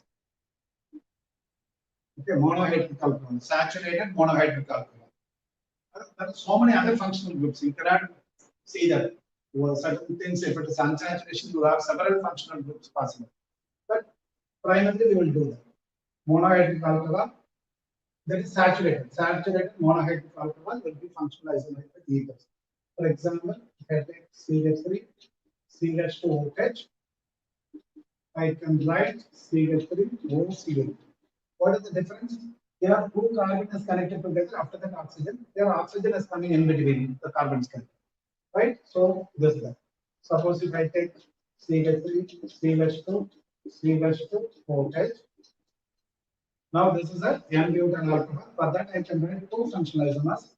Either I can put the oxygen between the first carbon and second carbon. So we will get CH3, CH2, CH2, OCH3 will come. Or I can bring it between second and third. So CH2, OCH2, two ethers can be written. Here one more branch one other carbon you can make. That will come under the metamerism that we will discuss separately. Likewise, so alcohols are having functional group with ethers. So ketones are functional isomeric with aldehyde, and there can be with enol also, unsaturated alcohol. Okay, that can be with unsaturated ethers can be that. There are so many other functional groups. Okay. But specifically, we are taking this one. So suppose you take 3 carbon, CH3, C double bond O, CH3, acetone. And for this, we can write CH3, CH2, C double bond O, H. Now this becomes an aldehyde, where it is in between, it is a ketone. When it comes to the terminal, it is an aldehyde. For this, I can write one more unsaturated alcohol, that is CH2 double bond, CH2OH. If I put a OH group here, that will come under separate enol, that is going to be a tautomerism. So see that the alcoholic group is not there on the double bonded carbon. If you put an alcoholic group on the double bonded carbon, that only comes under the heading of enol. Those enols will be unstable. That will come under the tautomerism, special case of functionalism. Tautomerism is the special case of functionalism. So leave that category. The double bonded carbon should not have a OH group. That will not come under the functional isomers. That will be a functional isomer, but this is a special case. It is what we call as protonons. Next, carboxylic acid can go to esters. If I say carboxylic acids, they can go to esters. Thus, still you have other things and all. We are not looking at that. So suppose you take CH3, C double bond OH. This is acetic acid. Now, without changing the formula, just to bring the hydrogen here, to bring the methyl group here. So now I will get HC double bond O, CH3. Now this is the formate. This is the methyl group. So this will be methyl formate. Methyl formate. So here it is an acetic acid or ethanoic acid. Acetic acid or ethanoic acid. Now I am changing the name without changing the formula, changing the functional group. Right? So likewise, suppose you take amines. So CH3, CH2, CH2, NH2. It's a primary amine, functional. For this I can write one more thing, CH3, CH2, NHCH3. It's a secondary amine, NH comes, NH2 is the primary amine, NH is the secondary amine. For this I can write one more thing, tertiary amine, this also functional isomer. They are same compound only, but different functional groups. Primary amino functional group, secondary amino functional group, tertiary amino functional group. Like this, it is changing. So this kind of compounds have same formula with different functional groups are called as functional isomers. Right. Next, we have to go for metamerism.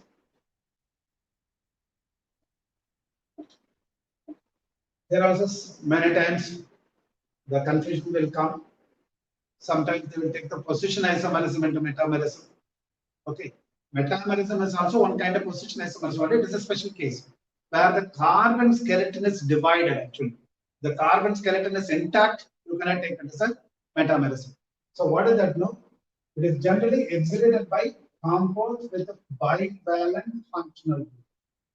Bi or trivalent functional group. That is, valency of the functional group should be 2 or 3 with a non-carbon functional group. Even if you take non-carbon functional group, you can take. Don't take the carbon ketonic group they are taking, that they are saying as a metamerism. That will be coming in the position isomerism. For example, ether. Ether is having a divalent non-carbon functional group. For example, secondary amine, bivalent non-carbon functional group. Suppose you take ester. Ester also the carbon skeleton is being split. Now there is a 2 different things. So only this kind of cases only you can take metamerism. Okay. So ethers, you know, the familiar what is C4 which can go. Here I can write CH3, CH2, O, CH2, CH2. Now see that is compounds having same functional group but differs in the alkyl group attached on either side. Here both sides ethyl groups are there attached to the ethereal oxygen. Now I may make this one as N-propyl group, other side methyl group. Still the formula remains C4H10 only. Now the N-propyl group I may make it as an isopropyl group also. And I can have a methyl group. Now this is differing in the nature of the alkyl group attached to either side of the functional group.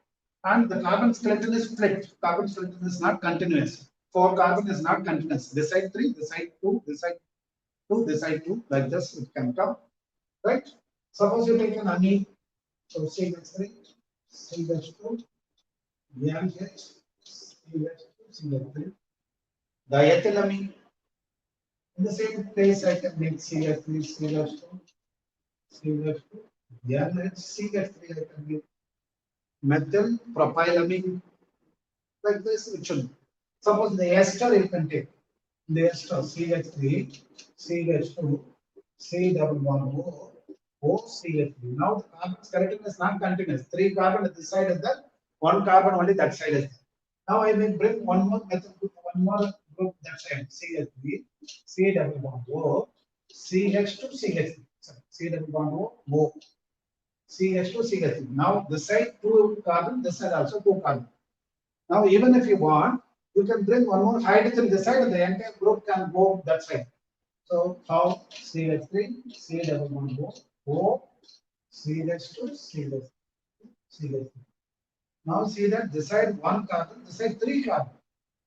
Now all are esters, but they are having different carbons, alkyl groups attached on the other side. So only this kind of things can be called as metamers. So what the common confusion is, the 3 pentanol and 2 pentanol, they are bringing into the metamerism that can be put in the position isomerism itself. If I take CH3, CH2, C double bond O, CH2, CH2. So here they are thinking that 2 ethyl groups are there among. So it's a dimethyl ketone. When you are writing the common name, you will write like this only. Then we have CH3, CH2, C double bond O, CH3. Now they are taking this one as metal and N-propyl. They are bringing into metamerism. But the carbon skeleton is intact. It is not changing. This carbon also included. Iron chain is continuous. So therefore, this case can be taken only in the position isomerism. It need not be taken in the metamerism. So only here the carbon skeleton is split. Therefore, it cannot be brought into the normal position isomerism. Only those cases we ought to take it as a metamerism. Metamerisms are directly found in ethers, secondary amines, tertiary amines, esters. Like this only we have metamerism. So tautomerism is not part of the isomerism. That's why I said no. Tautomerism is a special case where 2 functional isomers are in rapid interconversion. Just I will give you the clue on that. We need not go for detail into that. Tautomerism means 2 functional isomers in rapid interconversion.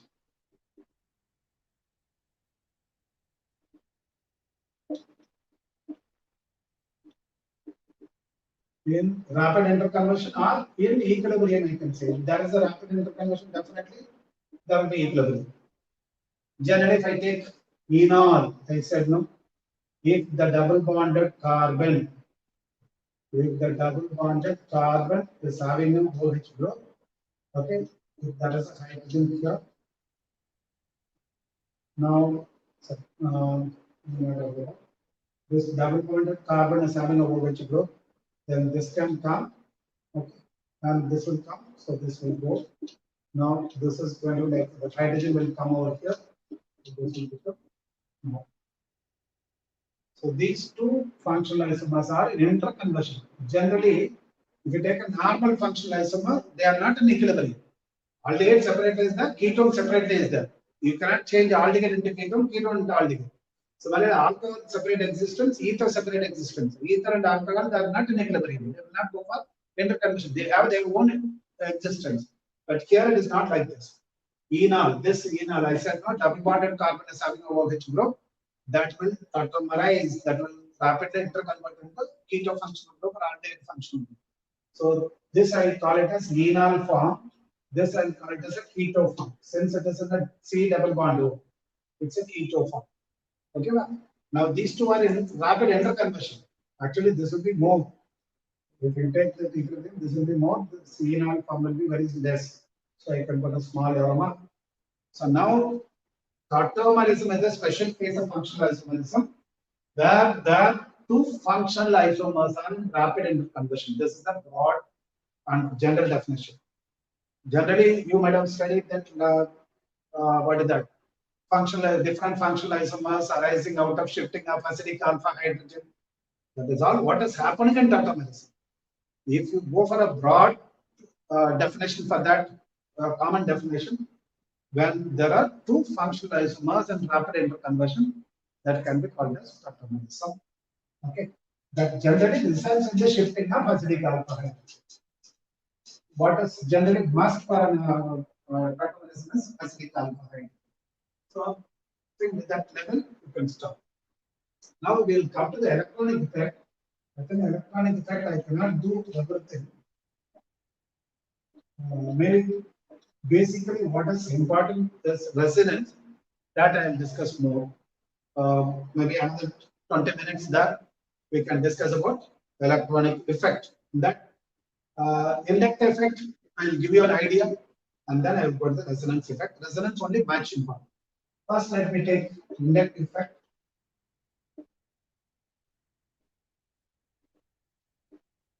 What is inductive effect?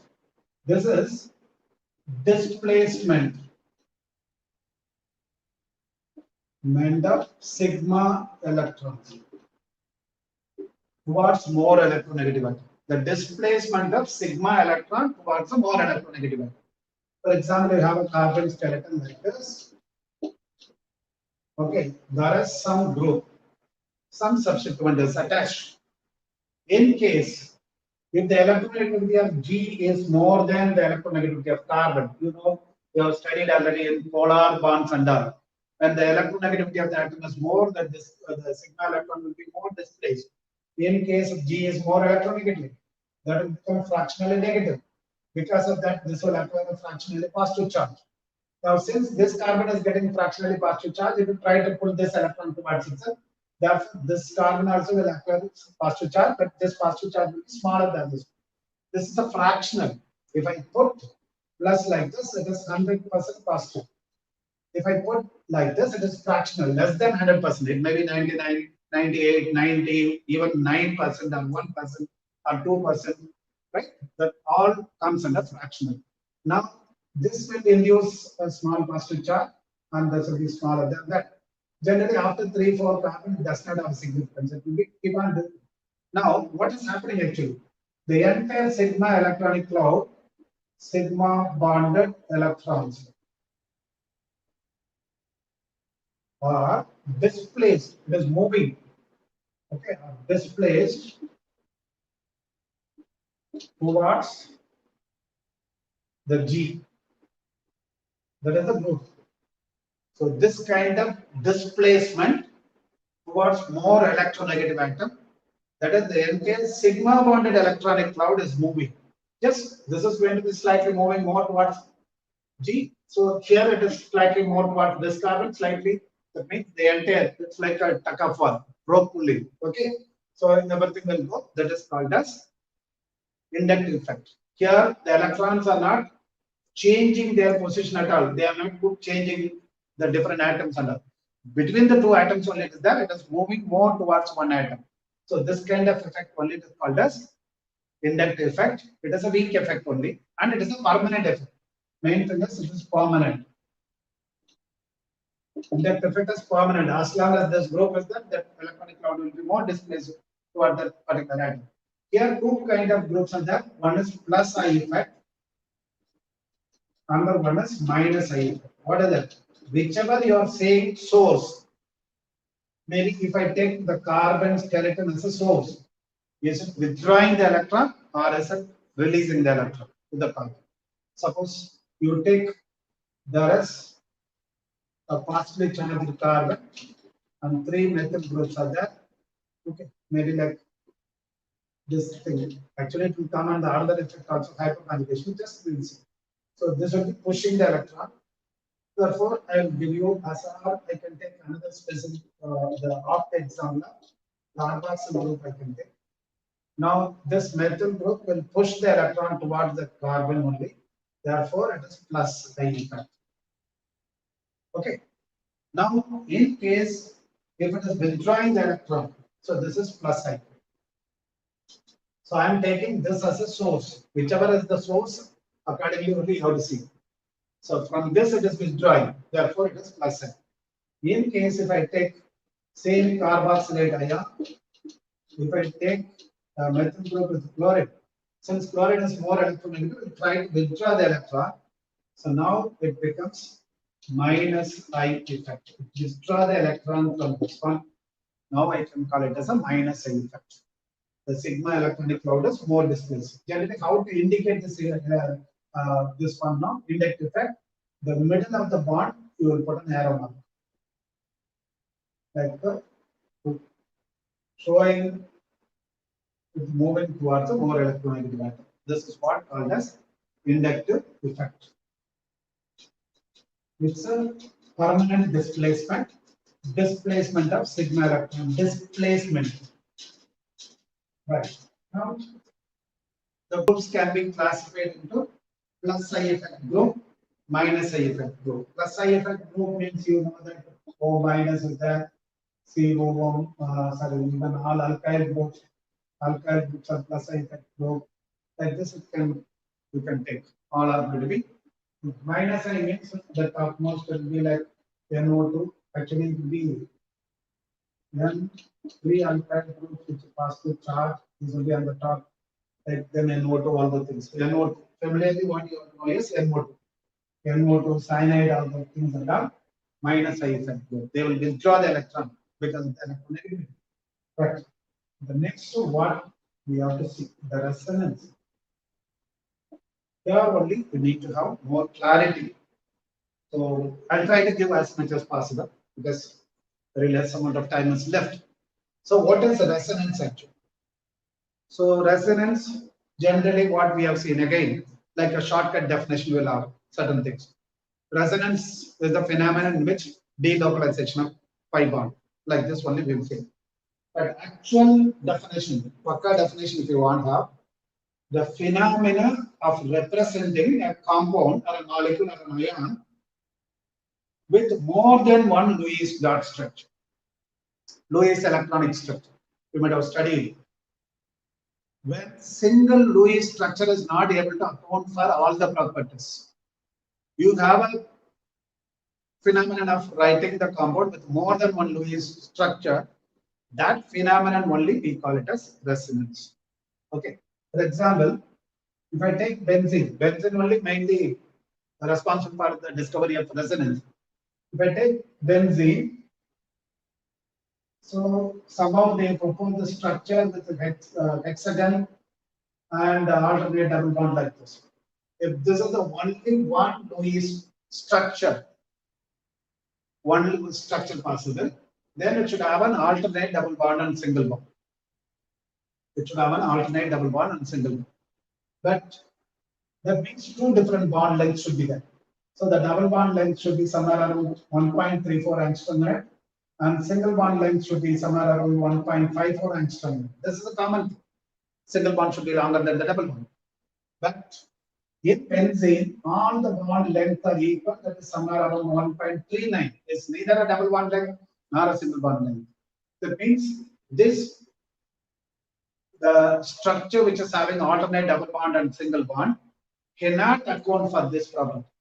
Therefore, I have to go for one more Lewis dot structure where I have a double bond here, double bond here. That means the structure is settling between these two. Then only I can account for it. This is the way when single Lewis structure is not able to account for all the properties.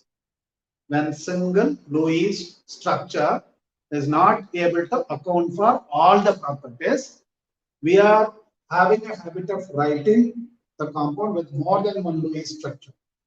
That phenomenon we call it as resonance, representing a molecule with more than one Lewis structure. That writing more than one Lewis structure involves the delocalization of pi bond. Okay, that's why we call it as delocalization of pi bond, or pi electron is called as resonance. Generally, we write more than one Lewis structure with a delocalization. I just shifted the pi bond here.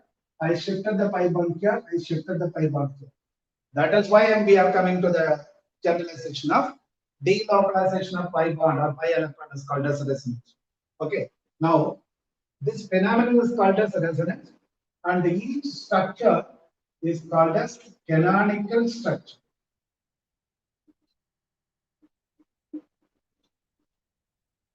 Canonical structure or resonance structure, but these structures are not having independence. They are not having existence. These resonance structures or canonical structures are not having any existence.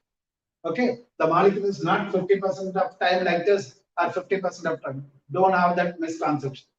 So the actual structure is going to be the hybrid of both the structure. It is going to have a hybrid structure. The actual structure is the resonance hybrid. Hybrid of this structure means what? There is a partial double bond here because the double bond is not localized, delocalized. That means it's not going to be a full double bond. Here partial double bond. Here partial double bond. Here partial double bond. Here partial double bond. This is called as resonance hybrid. This is only representing the actual structure. The resonance hybrid is an average. Actually, we call it as weighted average.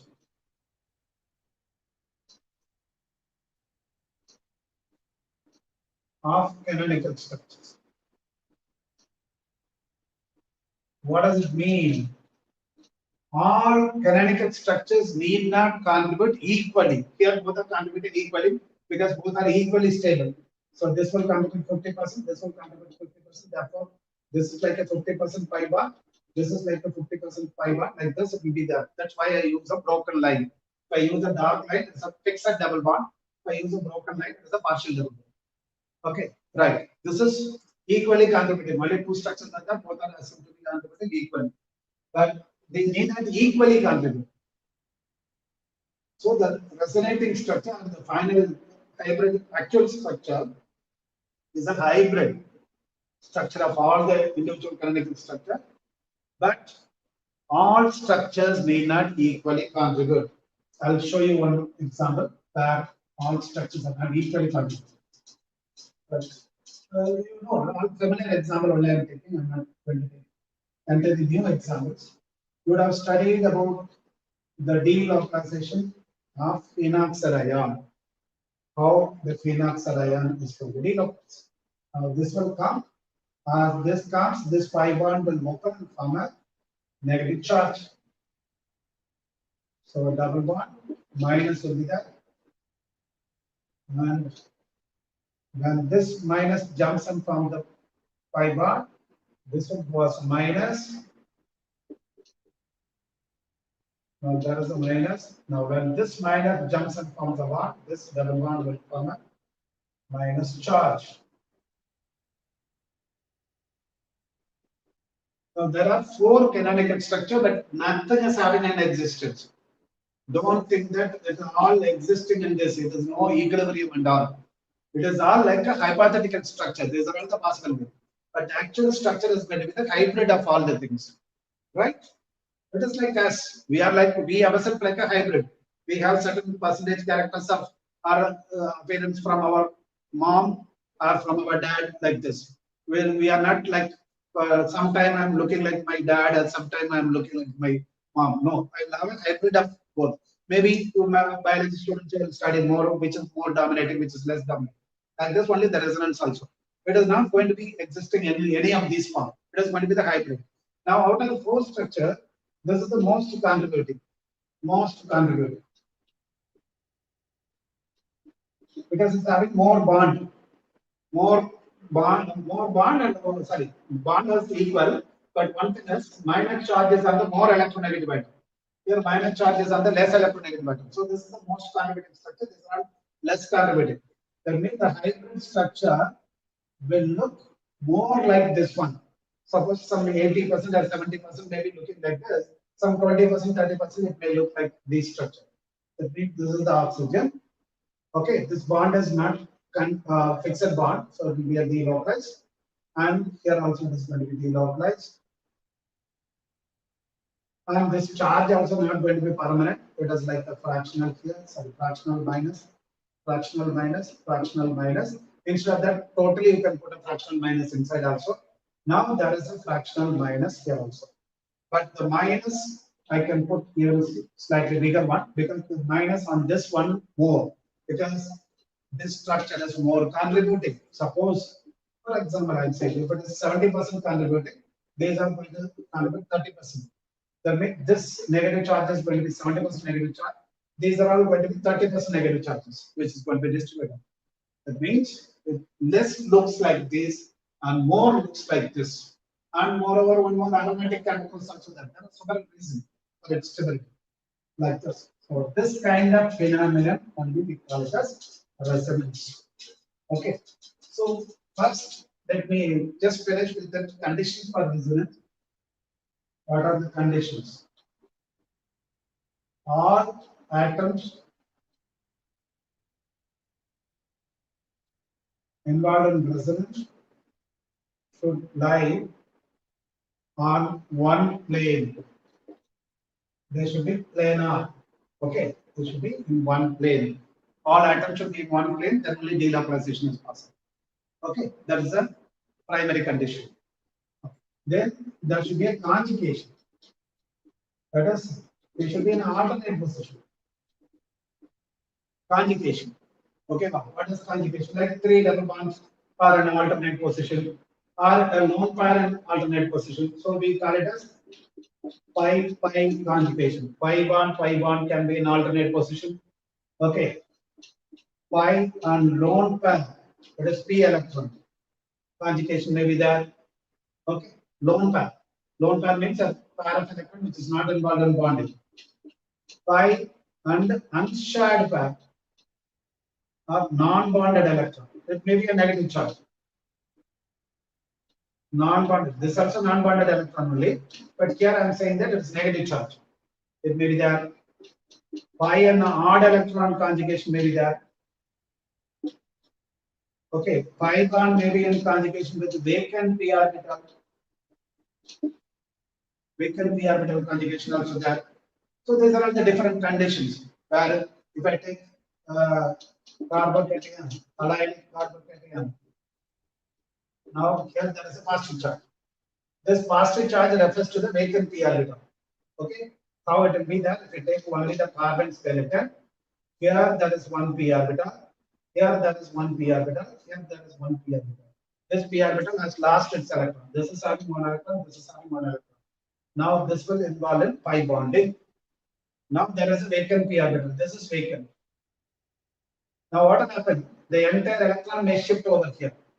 Now this will go automatically. Now this side will become a vacant p orbital. Now here the 2 electrons are going to be in this case. Now this is going to be like a coordination pi. Now the 2 electrons are pushed into one orbital. They are going to form a coordination pi bond. Now this will be vacant. So now the positive charge. That's what we are writing here. This comes over here. Therefore we are writing CH2 plus CH double bond CH2. So this kind of things is called as resonance. Okay. Now the delocalization is very, very important. This kind of effect. Here we call it as delocalization. That's why resonance in short we call it as delocalization because it's not there in the particular position. And pi electrons. Delocalization of pi electrons. All the electron, whether it is a pi bond or it is a lone pair or it is a negative charge or it is a whatever it is, all the electrons which are involved in delocalization are called as pi electrons. If the lone pair is involved in delocalization, it is called as pi electron. If it is not involved in delocalization, only it is called as lone pair. Okay. Right. I think we'll stop here. So we are running out of time. So we'll stop here. With that, we'll wind up. Only thing is hyperconjugation, so which I was not able to complete.